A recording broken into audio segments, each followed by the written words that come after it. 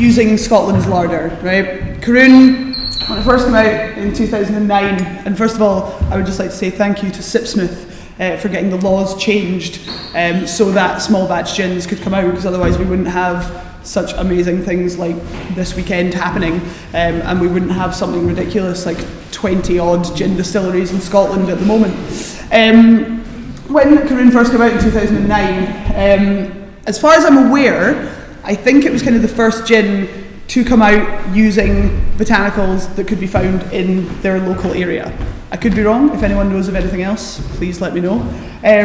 Again, this is going to be quite informal, so if anyone has any questions about anything, just ask. My name is Shan. I wrote Mrs. Buchan up on the board because I felt like I had to, because I've never had a blackboard to write stuff on before. It was very exciting. I felt like my mum, she's a teacher. Yeah, if anyone ever has any questions, just shout, hands up, I don't know what the protocol is for today. But my job is truly awful. I go around the country talking about gin and whiskey to people. I'm a bartender by trade, but I started this job in January, and I basically just go round bars talking to bartenders about using whiskey and gin. It's great. I look after the whole of Scotland and the north of England. And what I have found recently is that there is a humongous trend towards, obviously, locality, seasonality. As I said, being from a bartending trade, you want to make your drinks stand out in comparison to everyone else. Like, no matter what, like in your bar, you want your drinks to be better than your pals. In your city, you want your bar's drinks to be better than other people. Otherwise, what's the point? You want people to come to you for a reason. And I've really found that. I've recently did a competition with Carroon just around like Scotland and the north of England, and the whole ethos behind it was seasonality and locality. I told them, like, Carroon forage 5 of their ingredients, including Cowblush apple, which is why hopefully every G&T you get with Carroon in it should be served with a slice of red apple. I basically told people that if they wanted to, go out and forage 2 ingredients and they could use that in their cocktail.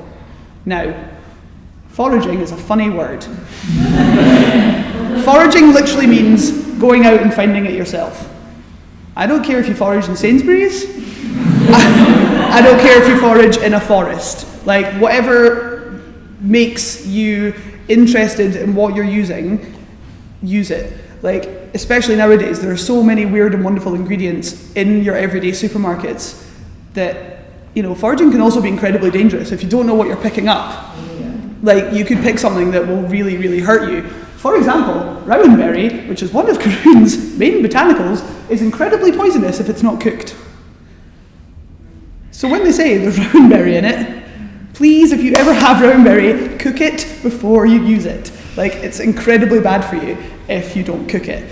And this is what I find incredibly interesting about especially Scotland. Like, we have such a humongous range of things on a day-to-day basis. You can walk down the street and you'll pass things that you won't realise you can use in your day-to-day life.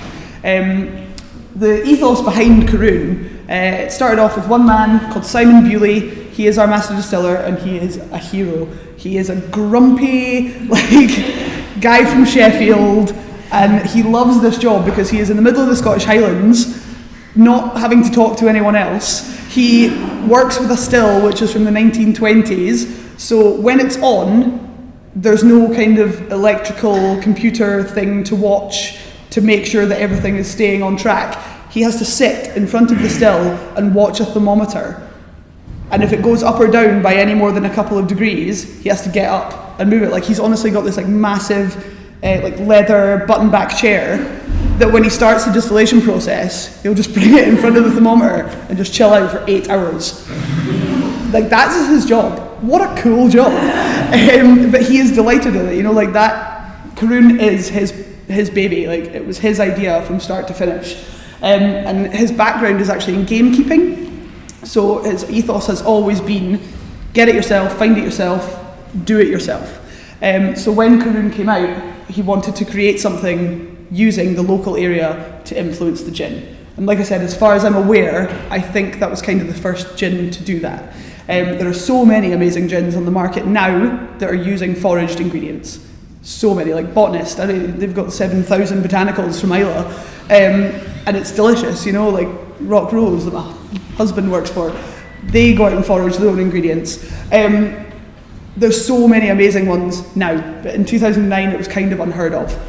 So the amazing thing about Carroon is that all 5 are Scottish botanicals, 5 Scottish botanicals, 5-sided bottle, 5-point asterisk.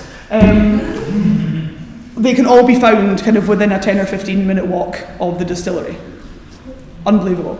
Simon goes out and picks them as and when they are in season, and depending on the different botanical, he'll do different things with them. So the apple, they're only in season for maybe a couple of months of the year, so he has to pick them, dry them, freeze them until they're ready to use. Rowan berry, same thing, sticks them in the freezer until they're ready to use, then he cooks them, make sure they're all fine. Bog myrtle, dandelion, he just picks them and they automatically kind of dry after a certain period of time. But the amazing thing about distillation is it doesn't matter what you do with something first, because the heat and the alcohol will mean that the fresh flavours come out. It's the same reason as when you buy frozen vegetables, they're meant to be better for you because it keeps all the freshness in straight away. So that's the kind of idea behind the botanicals of Carroon. And that's it. Like, Scotland's amazing. You know, like growing up in Scotland, you know, like I didn't really think anything of going out into my back garden and getting like blackberries and raspberries. I was a forager when I was a kid. I just didn't know it yet. Yeah, it is. It's an unbelievable wealth of stuff that we have in Scotland. If you're interested in foraging, please like come and chat. Like I'm not going to lie to you. I have no interest in foraging whatsoever. I like people to bring me things that are nice. I don't want to have to go out and find them. I'm quite happy in my comfy little bubble. But we work really closely with Carroon, with 2 foragers, like one from the north of England and one from Scotland. And they can take you out for one day and show you in a square mile of like a park in the middle of a city the range of things that you can find. It's an unbelievable thing. Like, I should get more interested in it because it's kind of my job. But yeah, like I just love that you can go to a shop now, pick up weird, wonderful ingredients and use them in your day-to-day life. Like even, I think, if you'd said 10 years ago that you'd be finding things in supermarkets, like people are just like, what are you talking about? Like even just gin and tonic, it's such a simple marriage of things. But look how many tonics there are now. Look how many gins there are now. And it's because, obviously gin, there's one rule, you have to have juniper in it. That's it. Apart from that, you can put anything you want in there. And people do. And that is why there are things like today.